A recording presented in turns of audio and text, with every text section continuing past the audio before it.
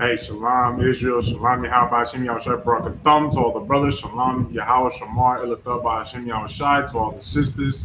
This is the ISUPK Las Vegas. Started at 1 West, 125th Street, Harlem, New York, under Commander General Yana. And today is the Tuesday Brotherhood class out here in Las Vegas, Nevada.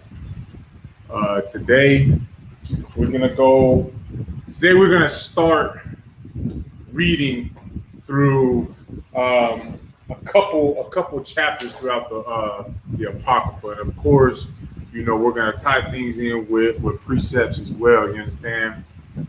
And show how the Bible basically says the same thing all throughout the Bible, the Old Testament and the New Testament, you understand? So the point is to show y'all that what is in the Old Testament is also in the New Testament. You understand? And what we're going to start off with is in the book of 2nd Ezra, and we're going to start at chapter 1. You understand? Before we actually get into it, I just ask that everybody does the same that I'm about to do right now, and make sure that you like and share. Like and share this class. Make sure you subscribe to the Facebook and the YouTube, and do your part to spread this word out to the four corners of the earth. You understand? You may not know, but there could be somebody in your family, there could be somebody on your friends list, somebody around on one of your social media networks that needs this truth, that needs this word, so that they can finally turn their lives around the way that they should. And that's by following the Most High in Christ. You understand? Coming back to these laws, statutes, and commandments. So lucky.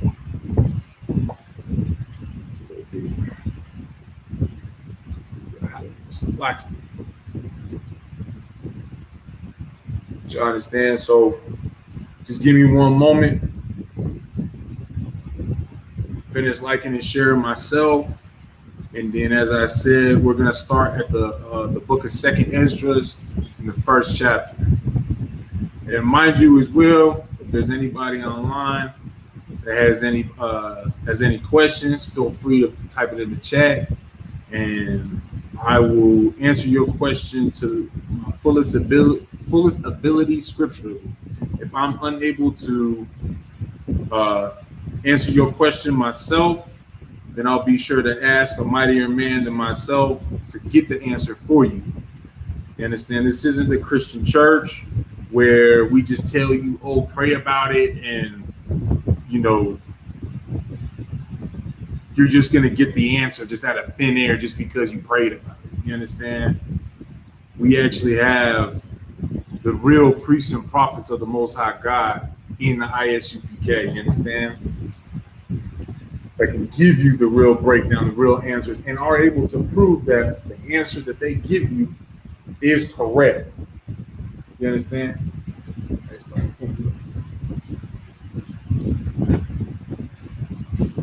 Okay. Bubble shot. You understand? All right. So I don't see any questions online. So we're gonna get straight into it. Like I said, we're gonna start at the book of 2nd Ezra. Chapter 1, you two here, come sit right here, young man. Come sit in that chair. There you go.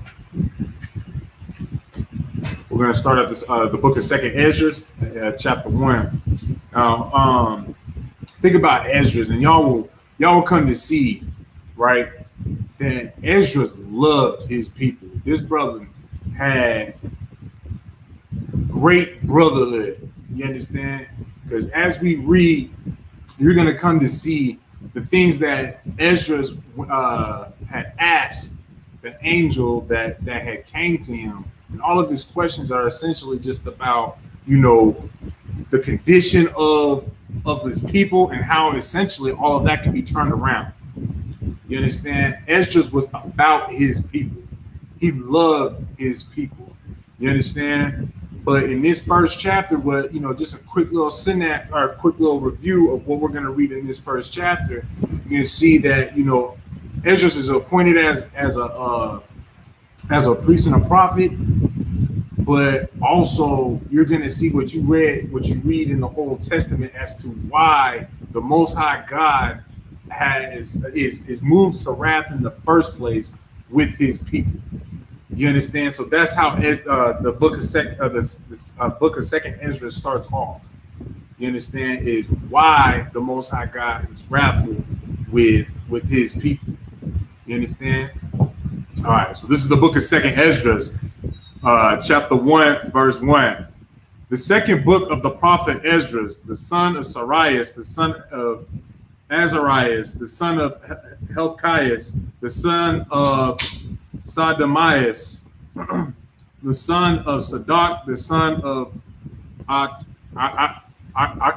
Achitab. It's a lucky. I might butcher some of these names. Just giving y'all a heads up now. Verse 2, the son of Achias, the son of Phanes, the son of Heli, the son of Amarias, the son of Azizi, Azai, the son of Marimath, the son of Arnah, the son of Ozias, the son of Borith, the son of Abisai, the son of Phanes, the son of Eleazar, the son of Aaron of the tribe of Levi, which was captive in the land of Medes in the reign of Artaxerxes, king of the Persians. All right. So far, what we've already read, what we've learned so far is that first and foremost, Esdras is a prophet, which means that the story we're gonna read of Esdras first and foremost is being preserved by the Most High God for a specific reason. You understand? And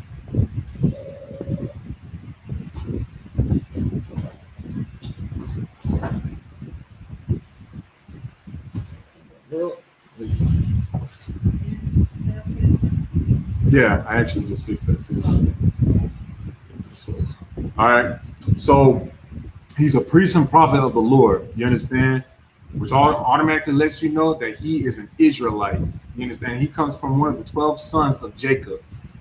Verse 3 says that he's the son of Aaron of the tribe of Levi, right? Which means that Esdras he's a Levite, all right? Which was captive in the land of the Medes in the reign of Artaxerxes, king of the Persians. We're in Second Esdras, the first book. All right, so Second Esdras, the first chapter. So now we also know what captivity at the time of Esdras that he was in. You understand? And also who the king was, who was reigning at that time. So it's giving you a decent picture, you understand, of the time that Esdras was in. Just a real quick picture, you understand, at the time of our captivity in Medes. All right. Verse 4. And the word of the Lord came unto me, saying. So now Esdras is writing that the Most High God spoke to him and said these words.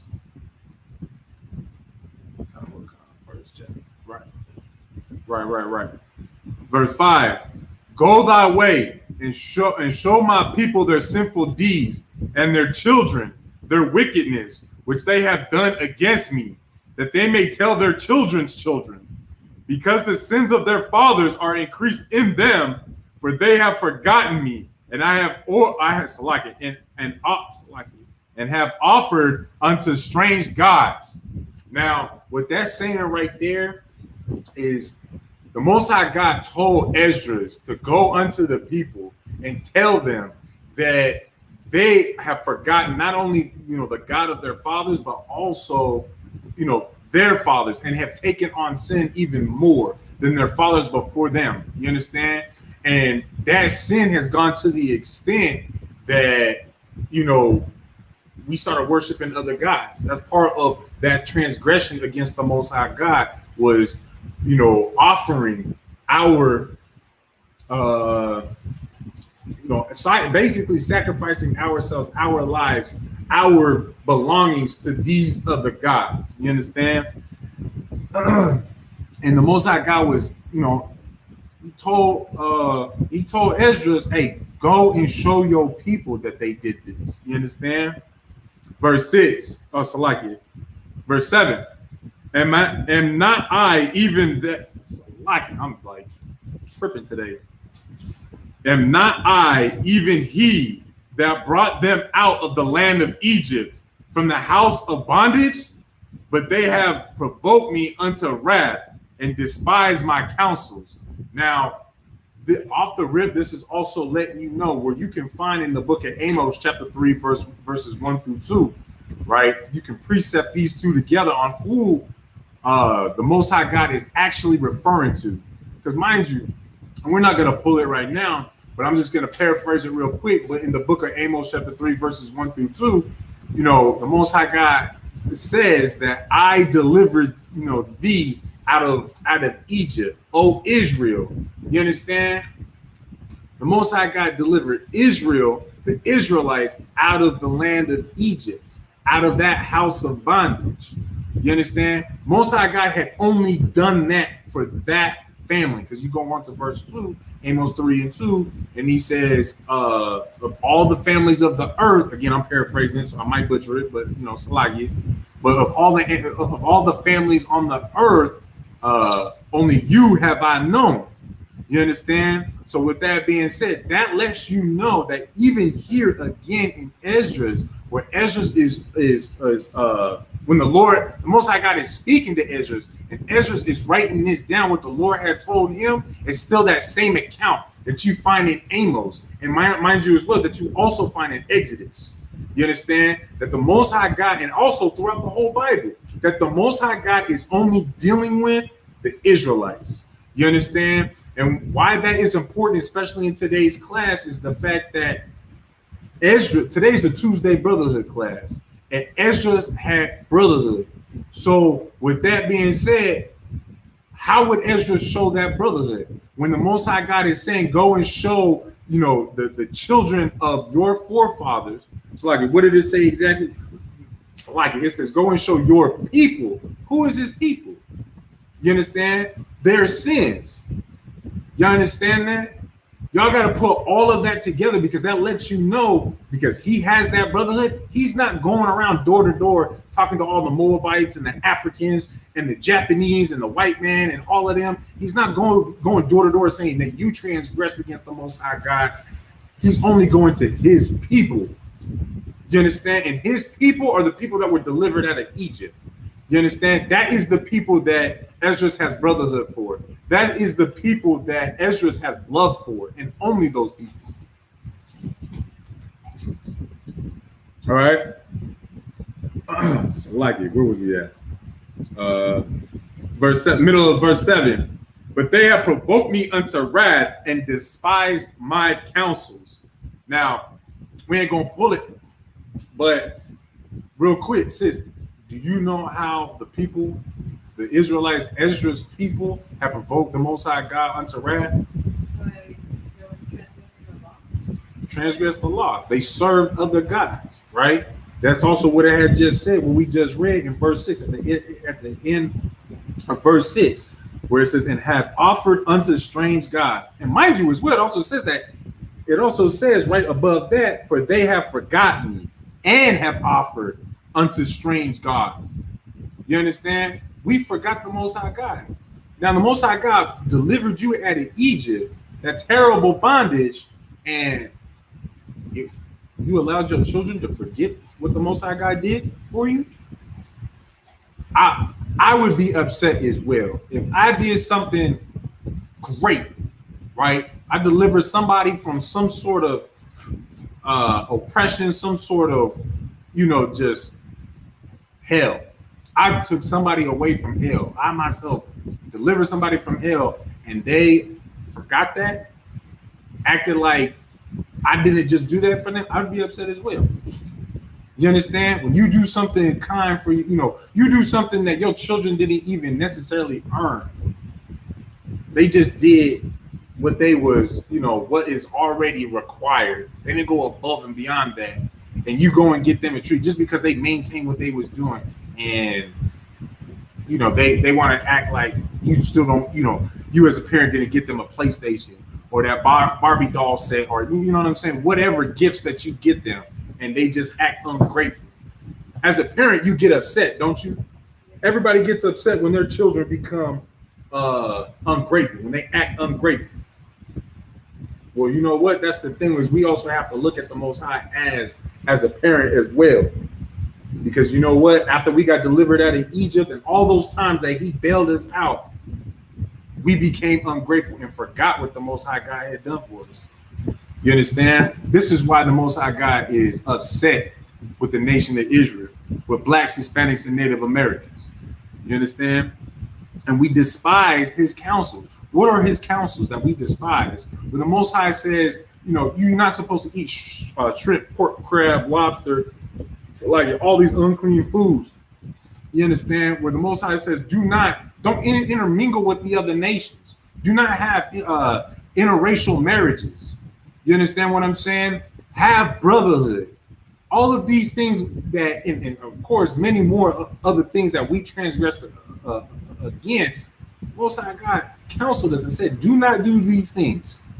And we did them anyways. We despised when he told us not to do this. Man, no, I want to do this. You understand? That moved the Most High God to wrath. You understand? Verse 8, pull thou off then the hair of thy head, and cast all evil upon them, for they have not been obedient unto my law, but it is a rebellious people. Man, ain't nobody more rebellious than so-called blacks, Hispanics, and Native Americans. Man, we are a stiff-necked people. We hard-headed. You understand? Verse 9, how long shall I forbear them, unto whom I have done so much good? And the Most High is asking, like, how much shall I have to deal with these people, man? When I've done so much good for them, how much longer do I have to deal with them basically disrespecting me, disregarding all the great wonders that I have shown them, the great power that has their back? But yet these people continuously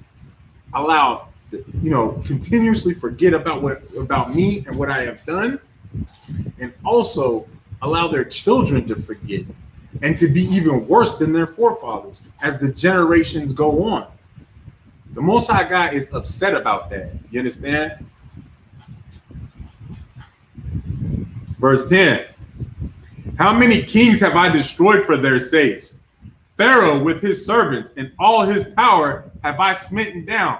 Man, how many kings has the Most High God killed for the Israelites to give us land, to deliver us from Egypt?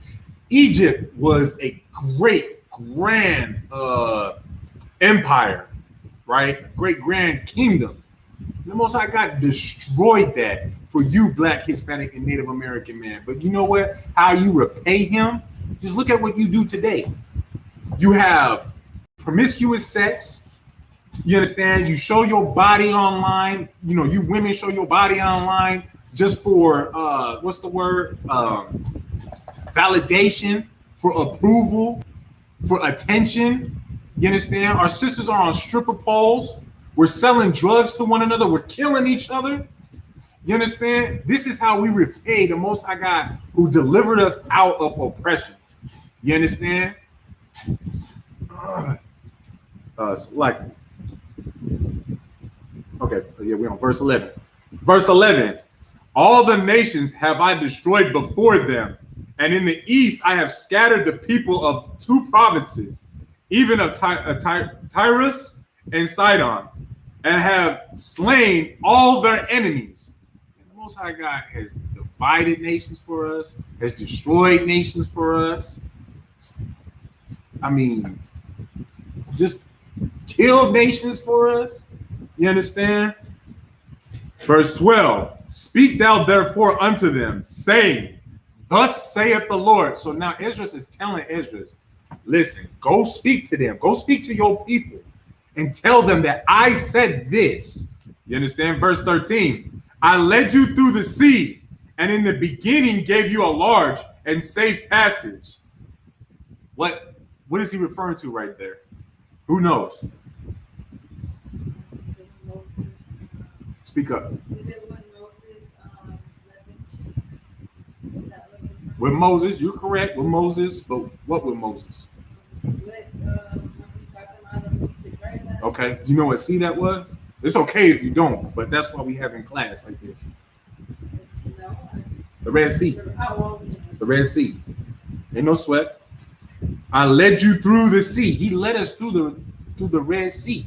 How did he do that? He gave Moses the power to split it, and then as we all went through right down the split of the sea to the other side to safety, while Pharaoh was at our necks. You understand? And in the beginning gave you a large and safe passage. He split that sea big enough for us to just to push through. And the Most High God is basically, hold on, I don't want to give y'all the answer. What do you think that the Most High God is basically telling Ezra to do right now? Off the rip. What's the first thing he's telling Ezra to do when he goes to tell his own people, this is what the Lord said?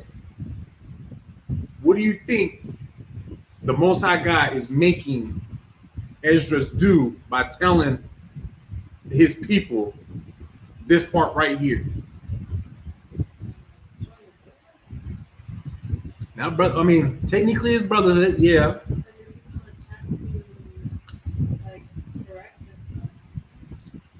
Okay, you actually on it with what you just said. How is it that allows them the opportunity to correct themselves? Because they can look back at everything that the Most High has done. Okay, now see, so they can look back at what the Most High has done for them. Right. Now simplify what you just said, and that's the answer I'm looking for.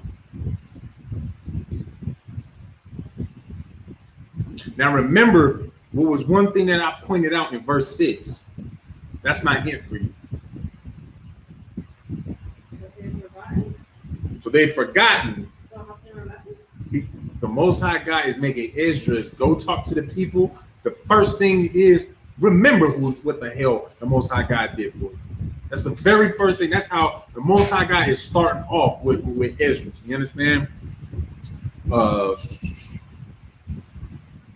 I gave you Moses for a leader and Aaron for a priest. So again, it's reiterating what we just went over, right?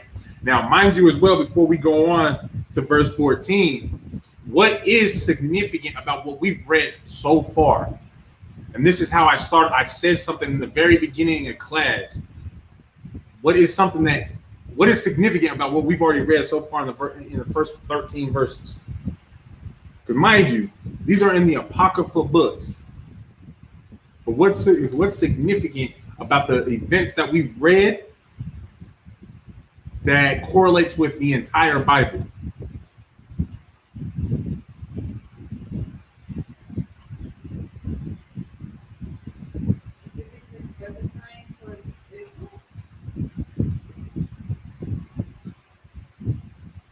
I wouldn't necessarily say that it's specifying towards Israel. I mean, it is, but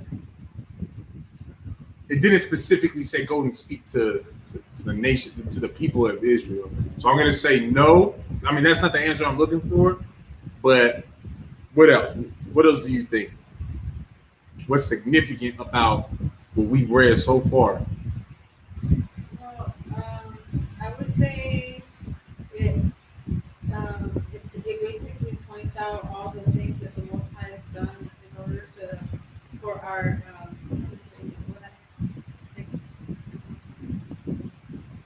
what the Most High done to save us, I guess. I don't know. Okay, to save us. Okay, you kind of now you on the right track, but give me more than that. And I don't mean more as in what the Most High God has done for us, but how about we'll put it like this? Where else can you find these events that we just read about? Not only why the Most High God moved to wrath, the fact that he got moved to wrath, the splitting of the Red Sea, the fact that Moses was given to us as a leader, that Aaron was given to us as a priest. Where else can we find these events? These are all events that are in the Bible.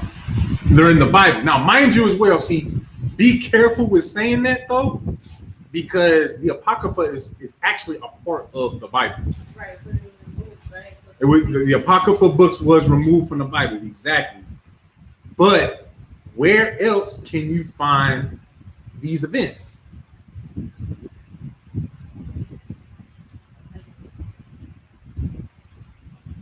Where do you find the events of Moses and Aaron? In the Bible. yeah, But where? and the Exodus.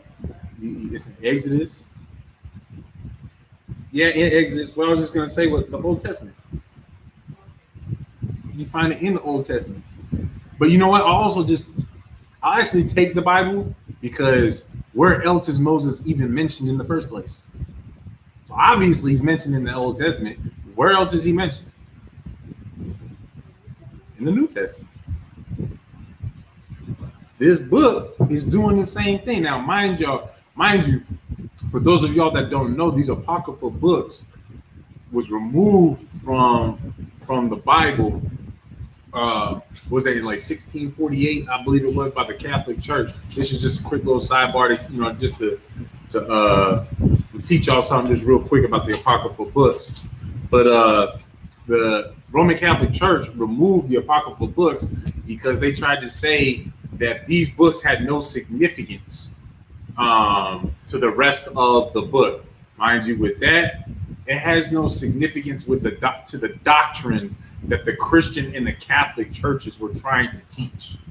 You understand? You can actually look that up in Google and find out why the Apocrypha was removed from the Bible, and you will get, it's like 2 or 3 different reasons, because the Catholics did it, a Protestant church leader did it, and then another Christian denomination did it as well, where after those 3 had removed the Apocryphal books, that basically became the standard for the Bible to not have the Bible books. But mind you as well, for those of y'all that don't know, the Apocrypha books, all of the books in the Apocrypha happened before the New Testament. So in other words, everything that's in the Apocrypha books is Old Testament. You understand? All right, so like you. Where was we at? Okay, so verse 14. I gave you light in a pillar of fire, and great wonders have I done among you. Yet have ye forgotten me, saith the Lord. So again, you can think about when in the book of Exodus, when the Most High God made it so dark that it was suffocating for everybody but Israel.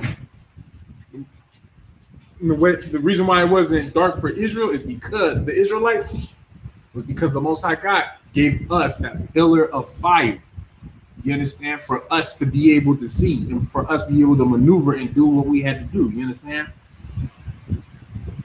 And of course, showed us great wonders. You understand? Yet have ye forgotten me, saith the Lord, and still we forgot the Most High God. Still we forsake the Most High. We took him for granted. We became ungrateful. You understand? Verse 15. Thus saith the Almighty Lord, the quails were as a token for you. I gave you tents for your safeguard. Nevertheless, ye murmured there. I mean, that's cut and dry. The quails were given to us as a trophy. So like, is that what it said? As a token. You understand? But it's to eat. You understand? Food. I gave you tents for your safeguard. He gave us a roof over our heads. And mind you as well, I'm a sidebar, from time to time throughout this breakdown of these books, of these chapters. But, the fact that we were given tents as a safeguard, who does that show was also an Israelite? Because who lived in tents? Gadite, the so-called Native Americans. You understand? Even in the Old Testament, we had that same culture that our Gadite brothers have over here in North America. You understand? Verse 16. And triumph not in my name for the destruction of your enemies, but ever to this day do ye yet murmur and triumph not in my name. You didn't praise. We didn't praise the Most High God for the triumphs we had over our enemies that the Most High God destroyed for us. You understand? And nevertheless, ye murmur there. I'm saying that you murmured there. You spoke. You started talking foolishness, jibber jabber about something over there that don't matter. You understand? Verse 16. Oh, wait. I just read it. It's like verse 17. Where are the benefits that I have done for you? When ye were hungry and thirsty in the wilderness, did ye not cry unto me? Again, so right now we really hitting on the book of Exodus. So right now in the book of Second Esdras, the first chapter, this is a whole precept story of what happened in Exodus. You understand? This is proof that this book is, it correlates with the Bible because it's precept upon precept, line upon line, here a little, there a little. You understand? You take bits and pieces of both books to make sure that they correlate and there should be no contradiction throughout. You understand? And mind you, especially when you insert the Apocrypha, there is no contradictions throughout the Bible. You understand? It's a perfect book. But again, verse 17, that's talking about the manna that fell from the sky that the Most High God gave us. You understand? Verse 19. Oh, wait, verse 18. Saying, why hast thou brought us into this wilderness to kill us? It had been better for us to have served the Egyptians than to die in the wilderness. Again, referring to the book of Exodus. Verse 19. Then had I pity upon your mornings, and gave you manna to eat. So ye did eat angels' bread. We ate angels' bread. And again, you can find this in the book of Exodus. Hey, Shalom, how about your book, Officer Bakar? Verse 20. When ye were thirsty, did I not cleave the rock, and waters flowed out to your field? For the heat I covered you with the leaves of the tree. You understand? When we were thirsty, the Most High God opened a rock so that water would flow for us to be able to drink water from. You understand? And then when we got hot, gave us, forced leaves to grow on the tree so that we can have shade. He gave us shade. The Most High God, when you put all this together, you add it all up, what ultimately is being said right now?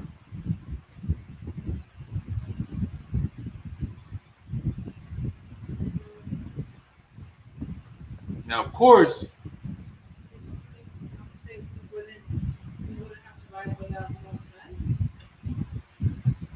that's an excellent point. We want to have survived without the Most High. Okay, give me more though. Why wouldn't we? Okay, not why. Give me more than that. Stay on that path. It would have been really impossible, right? Because everything that, like, for instance, we would have starved if he didn't give us that bread, or like we would have died of heat, of hydration if it wasn't for the shade that was provided. Okay, but what I'm asking, you're right, but what I'm asking for is all of it collectively as a whole. Okay. Take all of that collectively as a whole. What did the Most High God do? What is, when you read, He protects us. He provides for us. The Most High God will give us everything. You understand? Because didn't it not just annotate that? Everything that was said in Exodus? Right. It's everything that he does for us.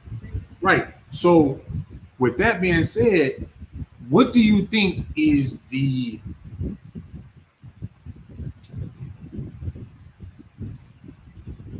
how I want to put it? for Ezra's people, when they hear this coming from Ezra's mouth, when he goes to deliver this message, that the Most High God said this to tell you, right? What is one thing that they should take from what we've already read so far? That if they do what the Most High wants them to do, He will take care of them. Like He'll provide. He'll for provide for you.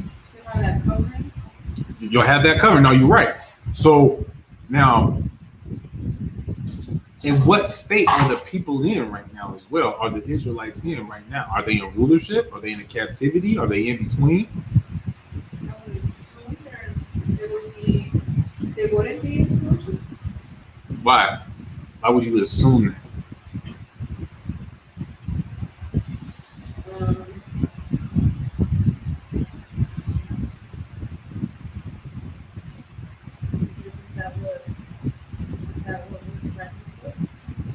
To be in rulership? I mean, weren't we in rulership at the time of King David and King Solomon? What's up? What's that?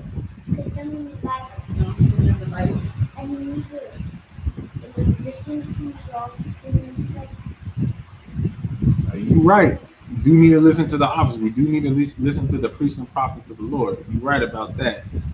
But see, if you read verse 3, at the end of verse 3, which was captive in the land of Medes. I believe I'm saying that correctly. You understand? We captives. We were slaves at that time. We was in captivity. This is the time of our captivity. You understand? And so again, is remember, Most High God is telling Ezra, go tell the people to remember these things. You know that you in captivity right now. Remember this, because you were in your forefathers were in captivity before, and I destroyed that whole nation so that they can be delivered. You understand? All right. Verse 21. I divided among you a fruitful land.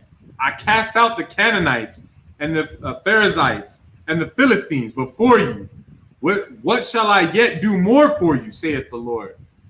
I mean, that's pretty cut dry. The Most High God is like, what else can I do for you so that you can damn near just obey? That's what it boils down to. Because remember, the Most High God is pissed. You understand? Verse 22. Thus saith the Almighty Lord, when ye were in the wilderness, in the river of the Amorites, being athirst and blaspheming my name, man, we were thirsty and still calling it, the most blaspheming the Most High God's name. You understand? Speaking against him, right? I gave you not fire for your blasphemies, but cast a tree in the water and made the river sweet. Instead of destroying your ass for blaspheming his name, man, he still gave you a blessing. He still looked out for you. He still provided for you. You understand? Man, y'all don't realize by now that the Most High God is a merciful, amazing God who loves the hell out of his people. I don't know what the hell to tell you. You understand? And mind you, it's only his people. Because mind you, he's speaking against other nations right now that he destroyed for your sake. You understand? Verse 24. What shall I do unto thee, O Jacob? Thou Judah, wouldest not obey me. I will turn me to other nations, and unto those will I give my name, that they may keep my statutes.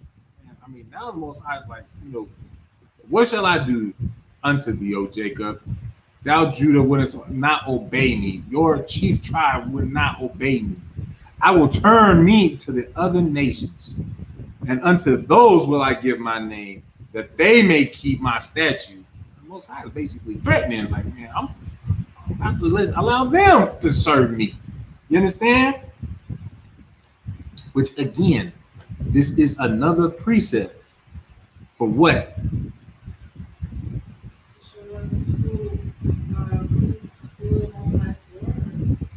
Yeah, exactly. But the Most High God, at that moment, then, now, and later, the Most High God has only been dealing with one family on the face of the earth.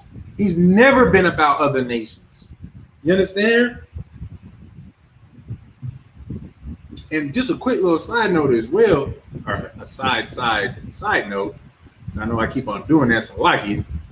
But if I may, this sounds like my father when I was being ungrateful, where he would let me know that I did this for you, I did that for you, and this is how you want to treat me. This is how you want to act. You know what? You want to keep acting like this instead of buying you shit. I'm gonna buy all them other kids shit. I'm gonna give it to them instead of giving it to you, and you just gonna watch them glory in everything that was supposed to be yours. It sounds like my father. And hell, that's one way how I know I'm a doggone Israelite.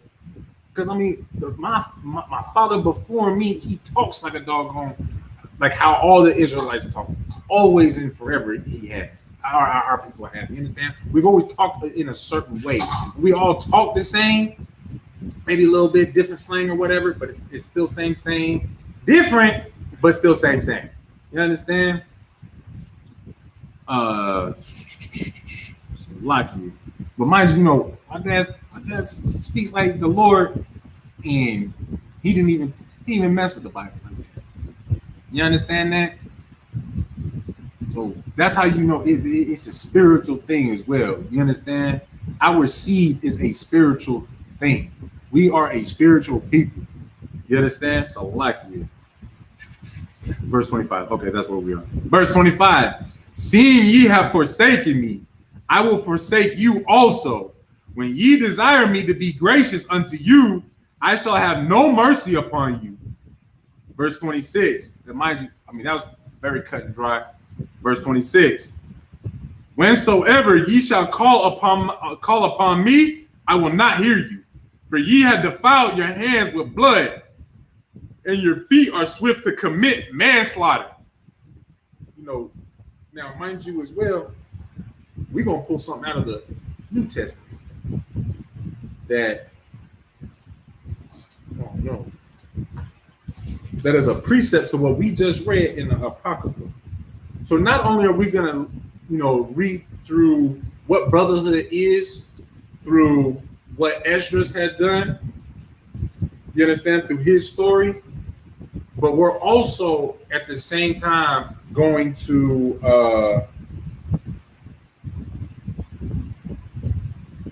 prove how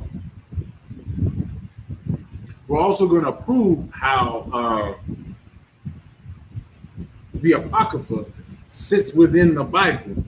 You understand? We're going to prove that these books are a part of the Bible.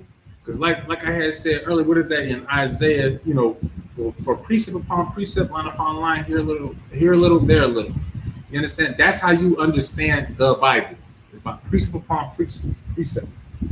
You understand? What was it? 1 John 5:3, I think it was.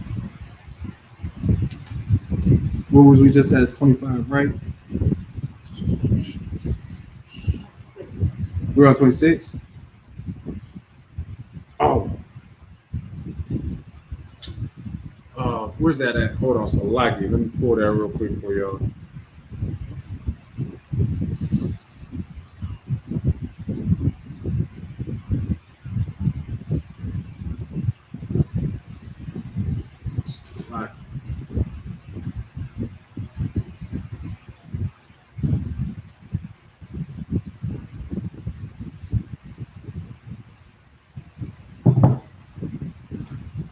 John. So we're going to the book of John, chapter 9, verse 31. This is a precept directly with what we just read. All right. This is the book of John, chapter 9, verse 31. Now we know that God heareth not sinners. Hold on now. I might have read that wrong. Let me read that again. Now we know that God heareth not sinners. But if any man be a worshiper of God and doeth his will, him he heareth. Hold on now. Read that again. Now we know that God heareth not sinners. Why did I pull this precept?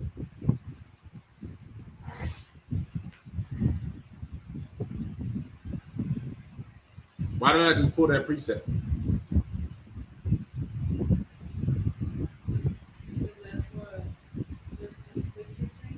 What did verse 26 say? Basically saying the same thing, that he doesn't hear transgressions. He doesn't hear transgressions? He doesn't hear those who sin. It says right here, if we would call upon him, he doesn't hear us. Because we have the power and blood, that would mean that we're sinning, right? That blood is sin, right? You come because what is the cost of sin? What's the cost of sin? To some extent, yeah. But what comes with death? You're right. Either way, you're right. Because in the end, it could just cost you your life.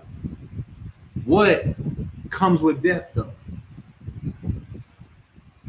Dude, you just said it. You actually just read it. We just read it. What comes with death? Go ahead. I knew you. See, I knew it. I knew it. Call me a priest. Call me a prophet. What's that? Do you want to try to give it a shot? What the answer is?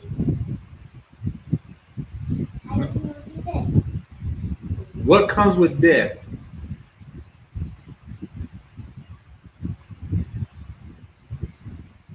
If somebody kills you, what do you think comes with being killed? Huh? You get buried. Okay, you get buried. But sometimes they just put you in caskets. I mean, you're right. Go ahead. Blood. Comes with blood.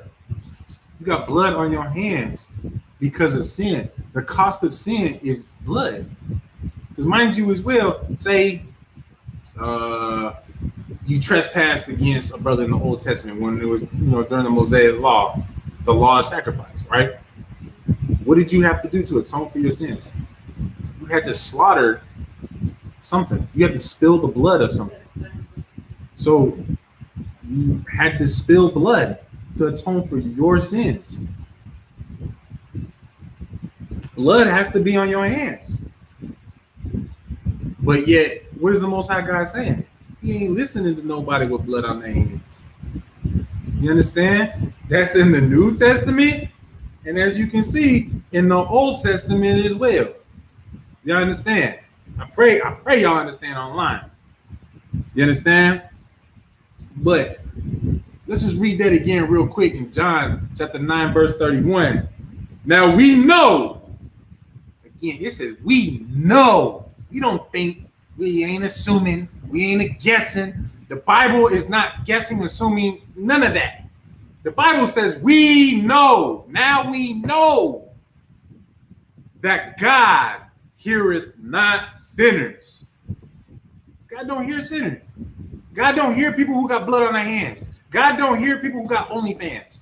God don't hear people who do the Busted Challenge. God don't hear people who are selling drugs. God don't hear people who are smoking weed.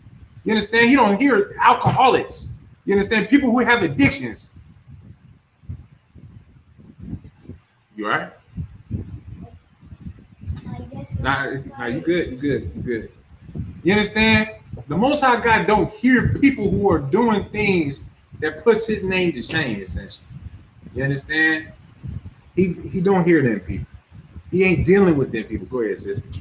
So this is like debunks what the Christians say when they say that they pray and God hears them, like when they get blessed and stuff. Wait, say that again. You know how when a Christian or something gets blessed with like money or car, they always say that God answered their prayers and all that. Oh, that God answered their prayers by giving them money and stuff like that.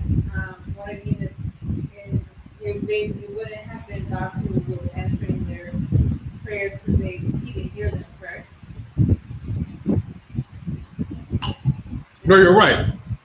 No, you're exactly right. Because if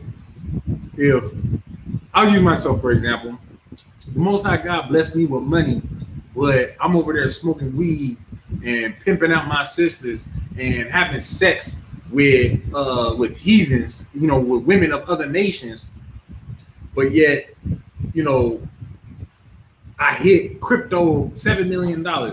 But a lot of that happens. But you know, that's neither here nor there. Don't need it, but I would like it. But you know what I'm saying? Let's say that were to happen. You're not supposed to laugh. You know, say that were to happen while I'm in the midst of me doing all that manner of wickedness. What we just read, is that money a blessing? Money isn't necessarily a blessing. Okay? Money is a good protection, but it's not necessarily a blessing. You can be blessed with money, but just like what what niggas love to say, not all money is good money.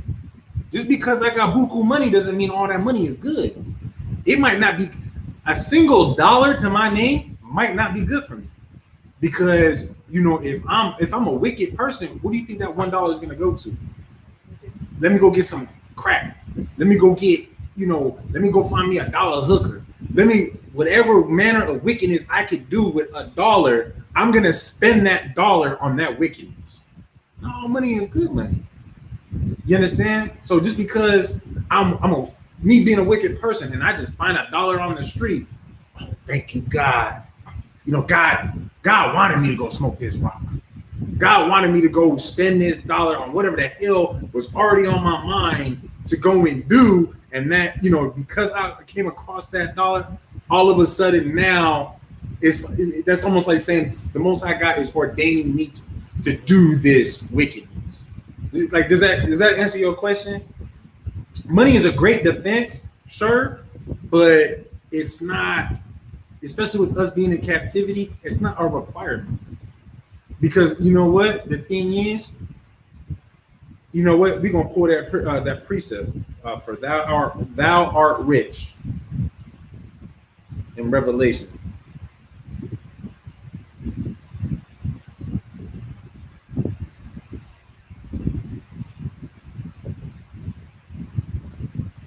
Revelation is 2 and 9. All right, this will answer your question.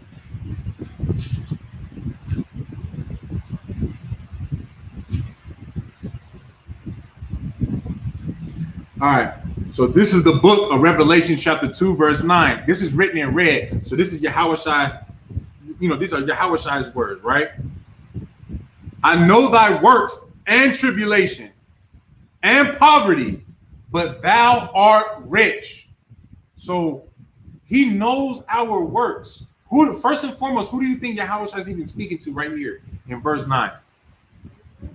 Okay, he's speaking to Israel, but who in Israel? There's someone specific that he's speaking to in Israel. Those that are actually true. Send me one more time. Exactly. It's those, and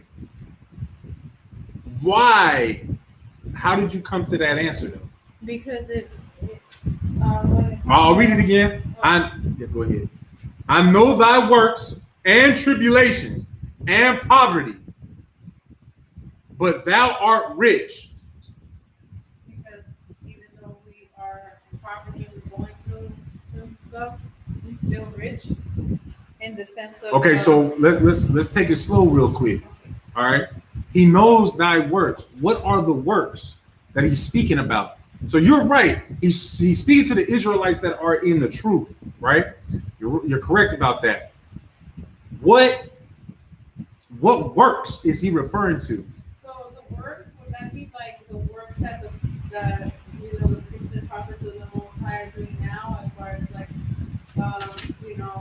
going to camp and doing things for the community that kind of? Okay, so he's only referring to the men that are in the truth? Women too. Okay, so then what works about the women then? Providing for doing their role, like providing for the school as far as like okay, who take care of the priests. Right. So now, kind of how do you simplify it? How do you simplify that and bring what both men and women that are in the truth are doing collectively? What do you call it? What are they doing? What is the work that they are doing together? That the men and the women, that myself and you are doing together in this truth. Huh? Building what?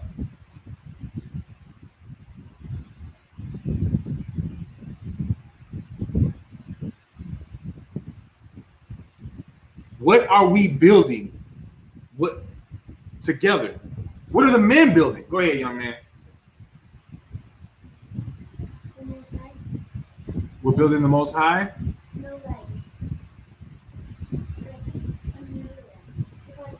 another training for What are we? Okay, what are we training for? the school. We're training for the school. You close. You actually close, huh? The training for the Bible. Did you say for survival?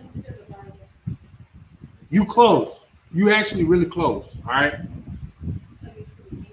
We're building the kingdom.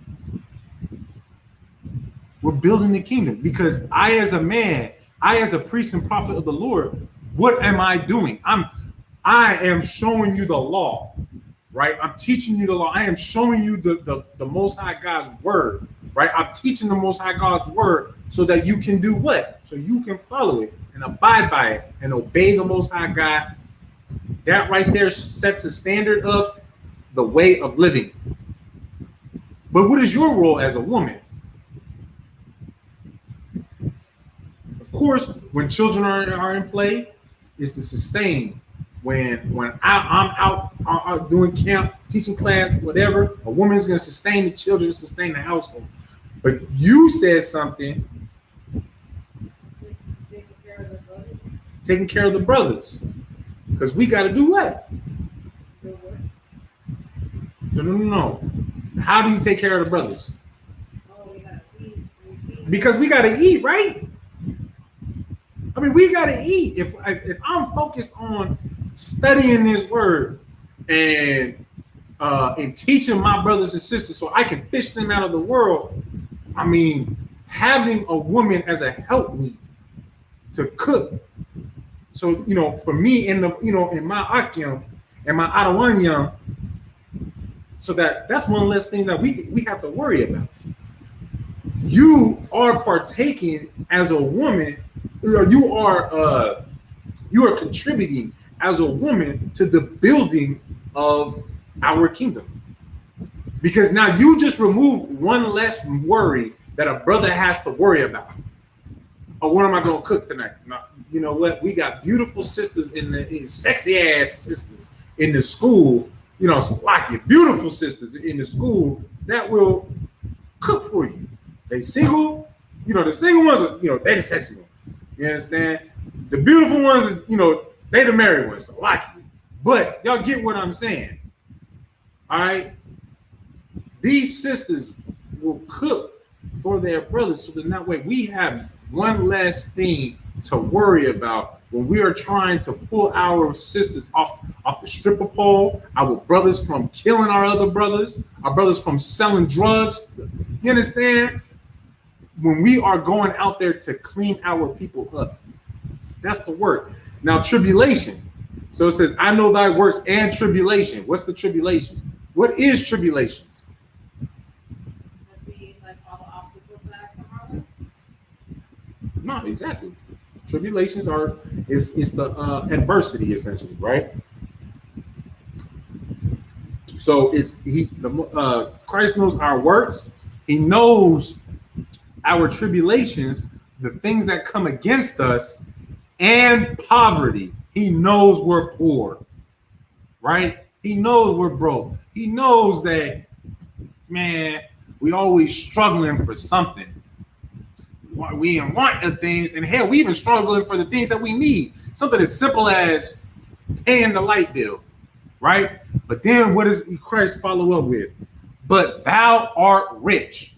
Why are we rich? How is it that I can be in poverty, but I'm still rich? How is it that I have everything coming against me? I got the white man, the Asian man, and the African man, them funky ass East Indian man, all these other nations have their foot on the back of my neck, trying to, they trying to make every Black, Hispanic, and Native American be the next George Floyd. That is their mindset. That is their objective. But yet, how is it in the midst of all that, I'm still rich? Go ahead. Because we have the Most High. We have His protection. That's not what I'm looking for. You're right, but I need more than that.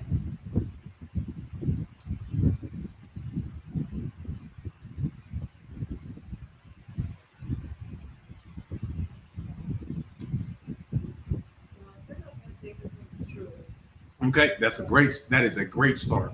You're in the truth. Walk from there in that line, in a very straight line. You're in the truth. What's next? Walk me to the answer.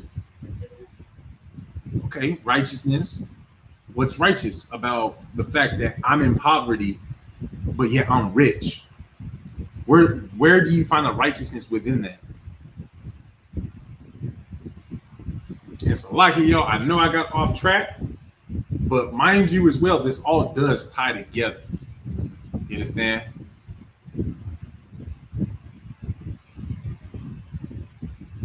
Well, because we're learning the truth and we're being righteous. And that means that we're on our way to the kingdom, right? You're in the truth. You are being righteous. How do you show righteousness? Following the law. Okay, following the law, statutes, and commandments. Think about what the topic is. Think about, you know what? I give you too much, you're just gonna know that. I'm gonna give you the answer. What's the topic? It's brotherhood. Okay, so Because we have brotherhood. That's why we have brothers. You've been to Passover. You've been to cookouts. You've kicked it with the brothers and the sisters. When you are in not only just want of something, but especially if you're in need of something, is it not given to you? Even though that you can't get it yourself, some way, somehow, you get it. How is it? What is that some way? What is that way? The brotherhood, the sisterhood. It's because I have Officer Shabal, our camp leader out here in Las Vegas, Officer Shabal, because I have Officer 500 Bakar, because I got Officer 500 Shalimar out here in Las Vegas, in Salaki. I messed up the rank order as well. Officer 5000 Yawasop, because I have those brothers, even though I have financial issues. I don't have financial issues. You understand? When I'm struggling, when I'm sitting there like, damn, how am I gonna pay this electric bill? That's not what really crosses my mind. You understand? What crosses my mind is, all right, well, I need to man the hell up, let my brothers know, you know what, I can't make my electric bill this year. And I need to be a man and let them know that, hey, I need help. Will you help me? And because I am rich, it gets paid. Because mind you as well, it's not just these brothers. I've gotten help from brothers that are from California, or to Texas, to North Carolina, to New York. I've gotten help from brothers in all the states in between, above and below. I've gotten help from brothers all across this doggone country.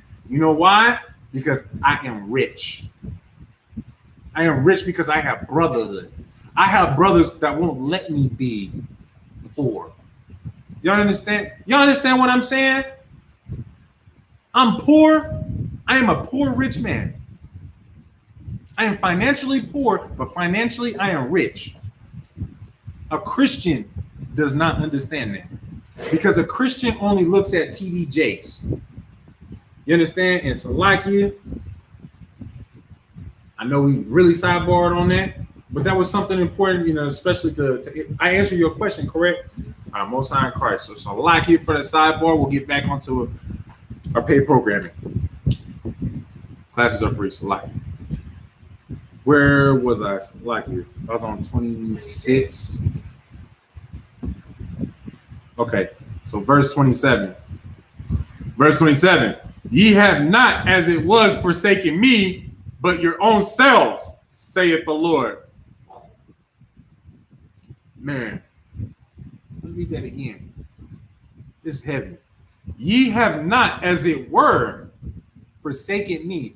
As it seems, it's not me that you forgot. The Most High God is saying, you didn't actually forget me.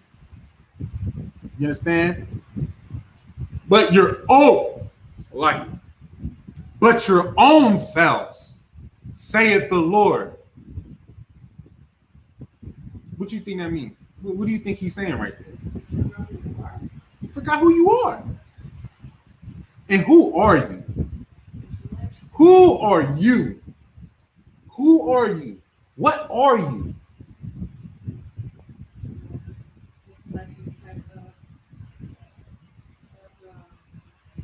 You forgot your tribe? How long you been in the truth?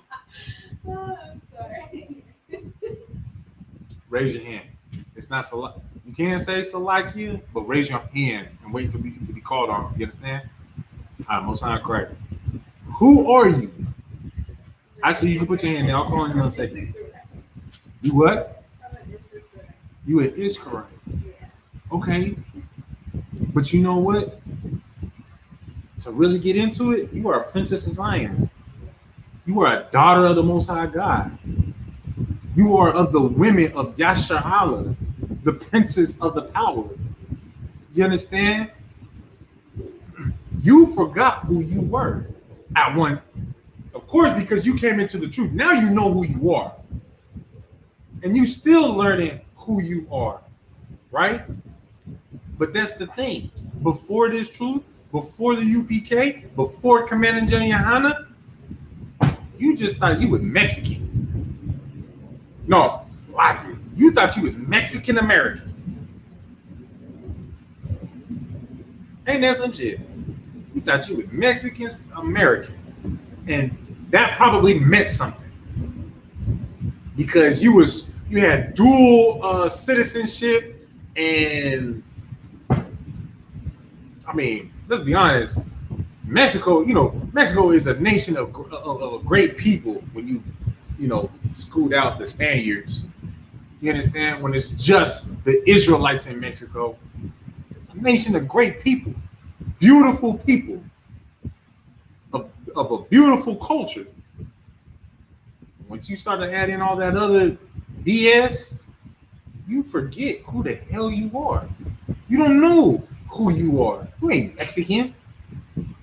You from the tribe of Yashakar, from the nation of Yasha'Allah, or Israel, the tribe of Issachar in English. You understand, young man? You had a question or comment? You had something to say? No? All right. You understand? And it's because you forget these things. And mind you, Israel means prince of the power, which means to be a prince. That means your father is a king, right? So if my father is the king, who do you think that king is ultimately? I'm so like that king of the power. Who that is? That's the Most High God. I am the son of the Most High God. You understand? I pray y'all understand that. I pray y'all can understand that so you can learn who the hell you actually are. Blacks, Hispanics, and Native Americans. So-called Blacks, Hispanics, and Native Americans. So you can stop calling yourself Black, Hispanic, and Native American. I pray for that day that we no longer have to teach classes and have classes where we have to annotate and say so-called Blacks, Hispanics, and Native Americans. We can just simply name off tribes. We can just simply just say Israel, and the whole world knows who the hell we talking about. And that day will come, mind you as well. That day will come. But I pray that day comes sooner than later. That my people wake the hell up and realize they're not American, that they're not a Negro, they're not a nigga, they're not a nigger, they're not a savage, they're not a wetback, they're not Mexican, Brazilian, Guatemalan, the list goes on for the 12 tribes. You understand? That my people can wake up and know that, you know what? I am the son of Jacob. I am the son of Israel. I am the son of Yasharallah. You understand what I'm saying? And mind you, this is what the Most High God is commanding Ezra to do. To cause his people to remember who the hell they are. You understand? Moving on. So like it. Verse 28. Thus saith the Almighty Lord. Again, this is what the Lord says. Have I not prayed you as a father his sons? As a father his sons. I like it.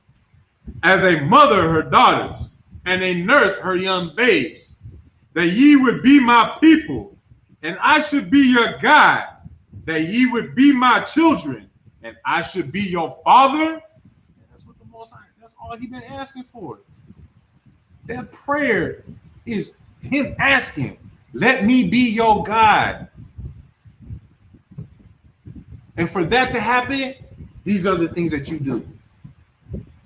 These laws, statutes, and commandments, you follow these laws, statutes, commandments, you are showing that I am your God. You understand? Verse 29, that ye would, no.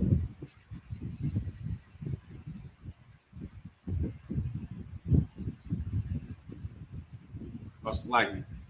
Bear with me. I know out this book the words are a little slick, a little bit slow, so I kind of miss my place from time to time. Verse 30. I gathered you together as a hen gathered her chickens under her wings. But now, what shall I do unto you? I will cast you out from my face. Also, God just said, he brings us together like a hen gathers their chicks, their baby, the baby chickens. But now he gonna cast us from his face, from his face. Verse 31, when ye offer unto me, I will turn my face from you. For your solemn feast days, your new moons, and your circumcisions have I forsaken. Now, mind you, he's talking about our days. Like Thanksgiving and Easter and things like that. Our Sundays, right? The days that man has ordained. He's not worried about all that. You understand? What is being referred to is the man-made days and holidays. Birthdays, Halloween. It is October. You understand? It is October, so Halloween, November is next, right? Next month, yeah, it's a lot. November is next month, so we got Thanksgiving next month. The Most High, he's not dealing with any of that. You understand what I'm saying? Verse 32, I sent unto you my servants, the prophets, whom ye have taken and slain, and torn their bodies in pieces, whose blood I will require of your hands, saith the Lord. For those of y'all, you understand, for those that speak against the Most High's servants, which are the priests and prophets of the Lord, which are the men who teach under Commandant General Yohana in the ISUPK, started out of 1 West 125th Street, Harlem, New York. For those of y'all that move against us, let it shed blood, mind you. Think of it this way.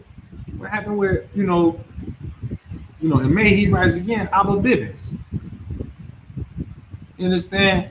Muslims murdered him. And what's happened to the Muslims? And first and foremost, the Middle East still, they just took their own country back for themselves and still can't get things in order. But even here in America, they still can't get order here in America within their mosques. You understand what I'm saying? You came against a priest and prophet and spilled blood. Man, that's on your hands and you will be dealt with. Saith the Lord. You understand? Verse 33. Thus saith the Almighty Lord, your house is desolate. I will cast you out as the wind doth stubble. You understand? Verse 34. And your children shall not be fruitful, for they had despised my commandment and done the thing that is evil before me. Y'all want to know how heavy them last two verses was? I'm gonna let y'all know. I'm gonna learn y'all something, because this is a subject that is slick. It's kind of heavy. It's a damn shame that our people even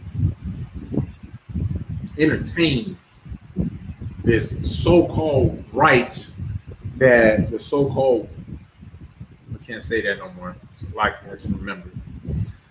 The so-called colonizer. We were given the green light to say colonizer. There's oppressor and colonizer. I prefer colonizer. Honestly. Colonizer led us to believe, my body, my choice. That we can have, do abortions. Abortions is okay. That's what the colonizers has made us to believe, that abortion is okay. When it's not. Abortion is murder. And how do you know the Most High God is against it? Let's read that again. Verse 34. And your children shall not be fruitful. Man, ain't nobody get pregnant more than a so-called Black, Hispanic, or Native American woman. Because first and foremost, we know how we all get down. Man, we love sex. It's a lie. We love sex. We do. All right. And mind you as well, with the condition that we in, with the lack of education and whatnot, a lot of times we end up getting pregnant at very young ages. And then even in the older ages, we still do abortions, which is disgusting. The Most High hates it. You understand? I lost my place. Oh, okay. You understand? And because of that, how can you be fruitful? How can something, anything, not even just people, but how can anything be fruitful if you are eliminating the seed before it sprouts, before it grows and breaks the soil? You understand? Things like abortion, you sterilizing it. You understand? You murdering a living seed, a living being, before it even has the opportunity to have its first cry and have its first breath of fresh air. You understand? And they have despised my commandment. What's that? What is one of them commandments? Thou shalt not murder. One of the commandments. Anybody want to talk about, make sure all we got to do is just follow the 10 commandments. Yeah, mind you. There ain't nowhere in the Bible that says these are the 10 commandments. That's not true. It does not say that. These are the 10 commandments. It does not say that. But one of the commandments that are spoken of is thou shalt not murder. And if you get an abortion, you are a murderer. You understand? You are killing an innocent life. which is a commandment not to do. For they have despised my commandment. You despise it, you look against it, and man, I ain't down with it. I can't do that. I can't have that in my life. I despise that. I spit at that word. That's what you sisters do. Disgusting ass sisters who are on the stripper pole selling their bodies, having loose sex, just getting pregnant left and right, thinking it's okay to just get abortion after abortion. Then wondering why when it comes time for when you finally decide that, you know what, I want to settle down, get me a nice man and start a family, why you can't even start a family. You understand? Because you despise the Most High God's commandments. You despise the fact that the Most High said, thou shalt not murder. Now, because you despise that, He's going to take that away from you. That's why a lot of you sisters go through that. You understand what I'm saying? And they have despised my commandment and done the thing that is evil before me.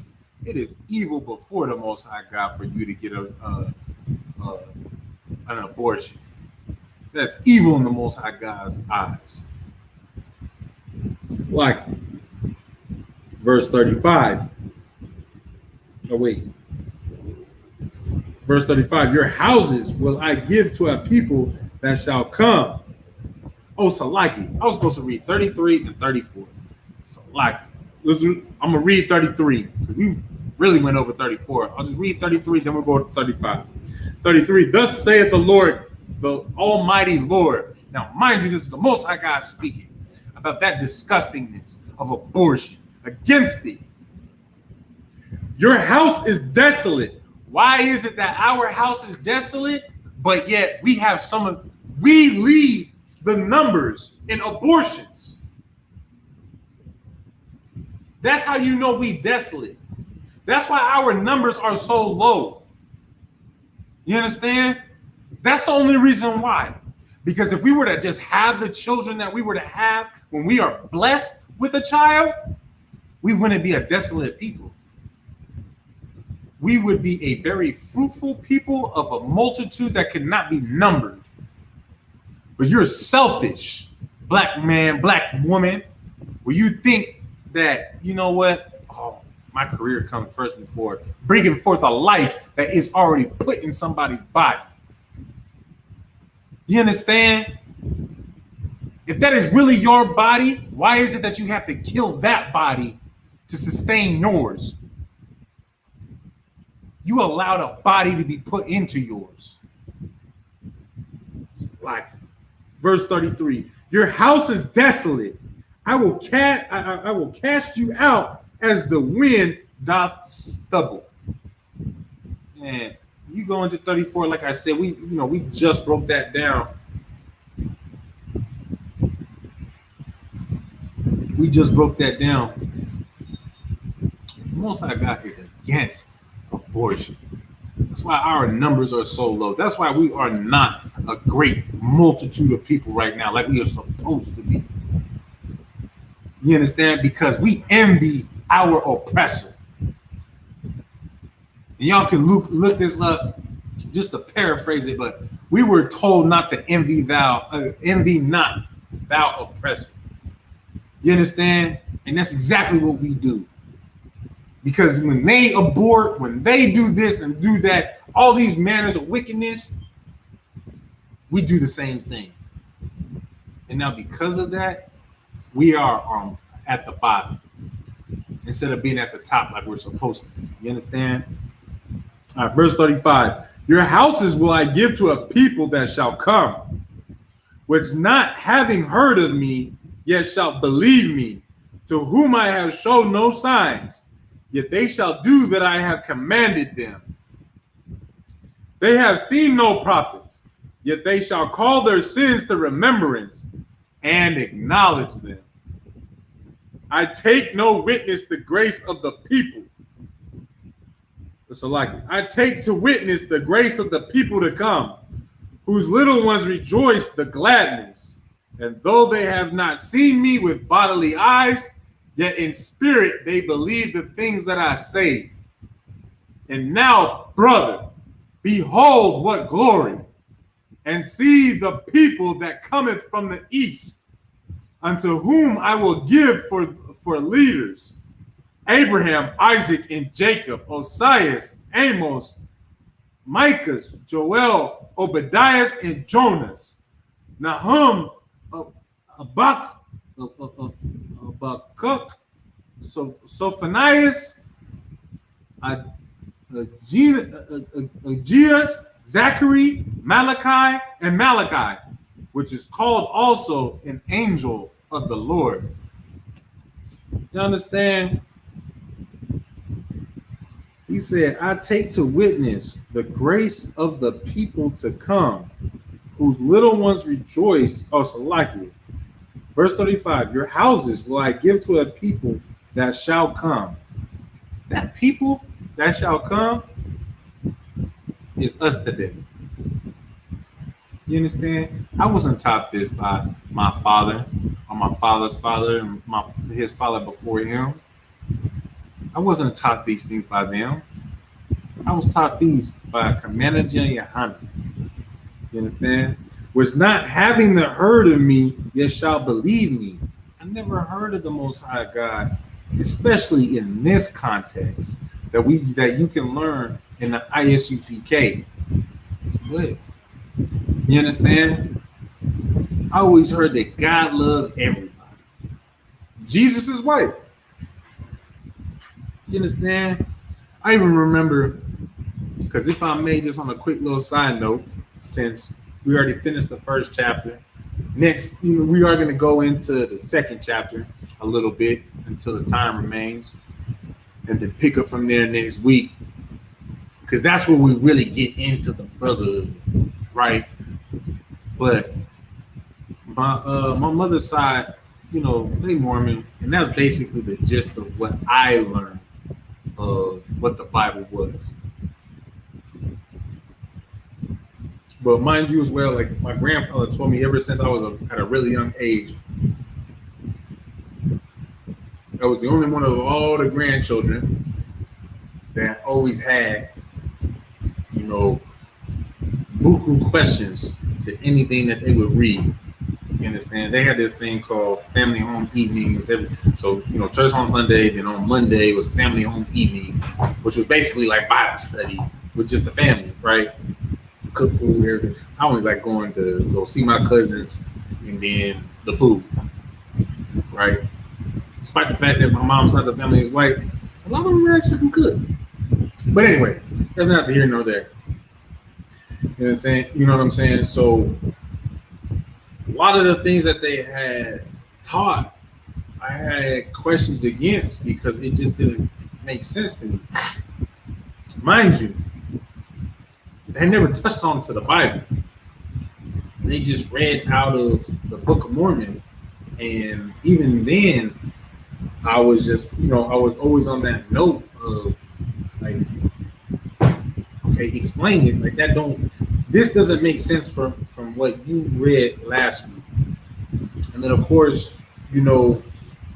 my father being a so-called black man, when you read over, I don't remember the passage, but basically it goes into how the Book of Mormon says that the people who are darker skinned are cursed. And so, I always had questions like, okay, so what does that mean for my father? My father's cursed and I'm not cursed?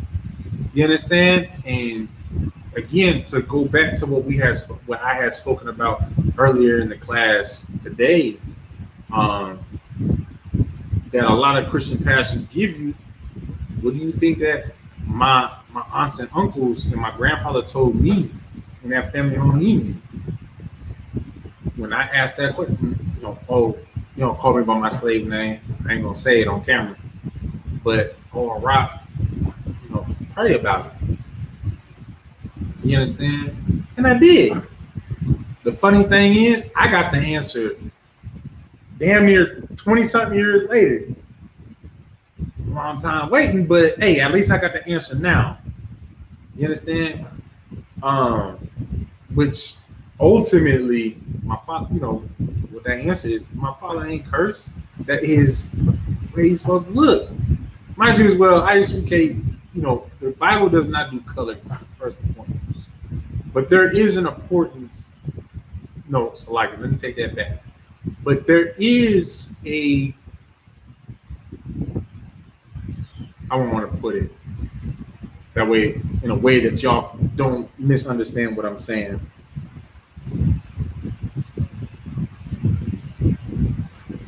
When it comes to the priests and prophets of the Lord, and the kings of the Lord, and the leaders that the Most High God had appointed, there is a significance, only because of what the colonizer had done over time. And that's with the Renaissance, during the Renaissance time period, with whitewashing our culture. You understand? Just like how you can go into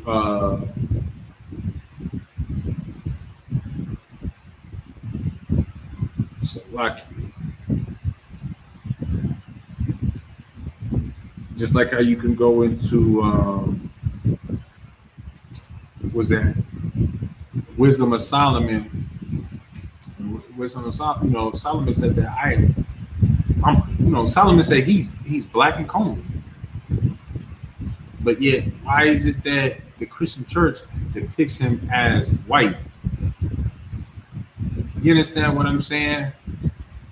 White is the dominant color, so to speak, in Christianity. Matter of fact, it is the color of Christianity, which is not supposed to be the case. We're not supposed to do colorism in the first place.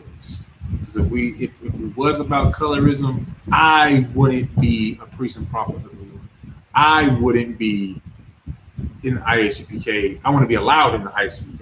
You understand? Because they just look at me and say, no, you're just a white man. But because I am the seed of Abraham, Isaac, and Jacob, which my forefathers was on the Atlantic slave trade, that's why I am a priest and prophet of the Lord. I'm even able to be a priest and prophet of the Lord. You understand? Because I am an Israelite. I am of the descendant of those slaves that are meant to be rulers on this earth. You understand what I'm saying?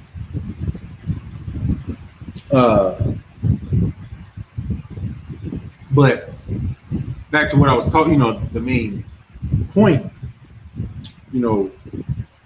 I was always against, I could never grasp my mind around that Mormon BS they tried to teach me as I was growing up, right? And then I found the truth, mind you, well, this is also when I got my answer that I had prayed for. I found the truth, and again, I had that same question again. Am I the cursed one and my father's not? And again, come to find out, man, it's not about colorism for one. But the thing is the way I learned that it's not about color, not from, one of the priests and prophets of the Lord above me saying, you should, are you Tawat? You good? You don't need to go to the hospital, do it. You should say, yeah. I'm ready for him. But nah, it wasn't, just pray for it. One of the priests and prophets of the Lord, and this is how you know these are the priests and prophets of the Lord. You understand? Because they were actually able to give me an answer when I asked them. Man, you worried about, basically I'm asking a question about genetics. You understand? Instead of just being focused on, getting yourself right and then helping your brothers and sisters get themselves right. That's what it boils down to. You worried about worldly things. You understand? You can look any type of way. As long as your father is a so-called Black, Hispanic, Native American, the seed of your father is an Israelite, that's what you are. You get what I'm saying? And so I'm gonna read that again where we're at. We're at verse 35. Your houses will I give to a people that shall come.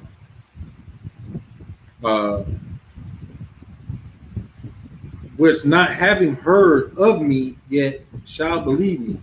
When you, before you can, started learning about the truth, did you hear about being an Israelite?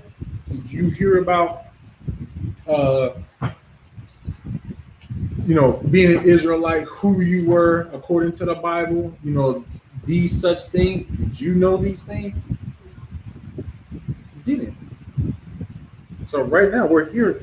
We are reading about a prophecy in the midst of the Most High God's anger that is being told to Esdras to speak out. Esdras is also being told to speak on a prophecy that somebody like you and myself, where we never even knew about this type of, we knew about worshiping the devil. We were worshiping Satan in whatever form that, with Christianity, Catholicism, Muslim, Hinduism, all the denominations of Christianity, you know what I'm saying? All of these things. Worshiping the devil, that's all we knew. Worshiping Satan, that's all we knew. But yet, now, we learn about the Most High God, and we get told that. As soon as you was told that, you was just like, okay, this is a little crazy. But for some reason, like, I believe you. And then the next day, he was just like, okay, but I want more. I want more. I want more. I want more. And and that's why we still in class. That's why I'm a priest and prophet. I'm an officer of 50 today. You understand? I'm 5 years running with, my trials and tribulations. You understand? Made officer of 50 last year. Because I believed in the Most High God that much that nothing was going to stand in my way to keep me from coming into this truth and becoming a part of this one body. I pray that y'all understand. And I'm fully aware for a lot of y'all that might watch this clip that's watching online live right now. Of course, y'all don't know my story, but Lord allow, we might be able to have drink some strong together and break some bread, and I can share that with you. But I didn't let nothing stand in the way of what I knew was true and that I believed in. You understand? This verse right here pertains to all of us that actually have a heart out for the Most High God. You understand? That actually have a heart to be righteous. You understand? To actually be called a man of righteousness, a woman of righteousness, a woman of virtue, a man of honor. You understand?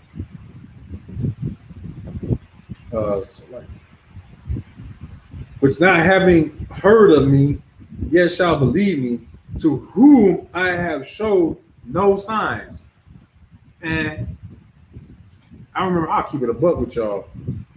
I was in Afghanistan on my knees in my barracks one night, not one night, many nights, pleading with the Most High God, just please, like, show yourself to me. Let me worship you the way I'm supposed to.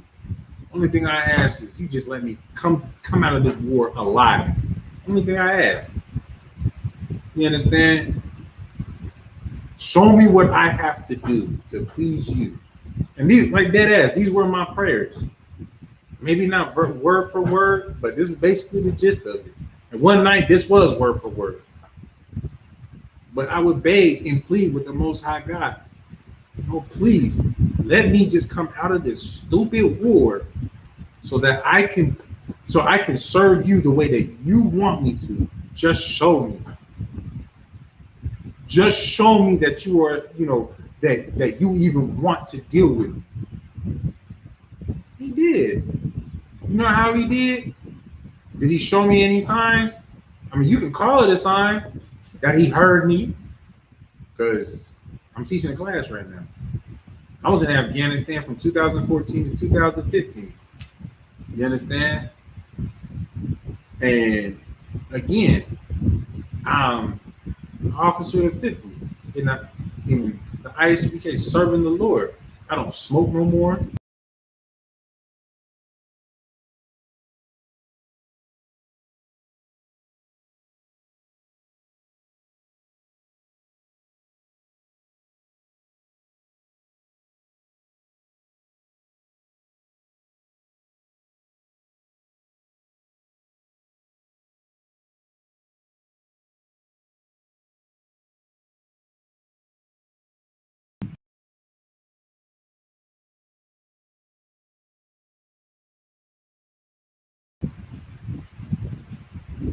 You know what? It's only 8:51.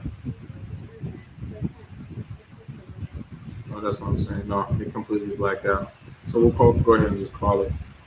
Which works. Oh wait, looks like we got back on.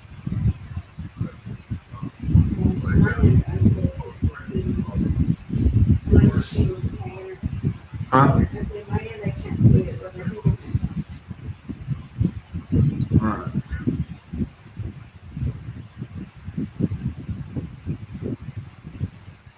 I mean, you know what? It seems like we're having a lot of difficulties anyway with internet today anyways. And we'll go ahead and just call it. If it is online and we're good, Shalom Yahweh Shalom Yahweh Hashem Yahweh Shai Barakatham to all the brothers of Israel. Shalom Yahweh Shamar Aladam by Hashem Yahweh Shai to all the sisters. Next week we will continue at chapter 2 and see, the brotherhood aspect of moving forward from chapter 1. You understand, going into chapter 2. And with that, class dismissed.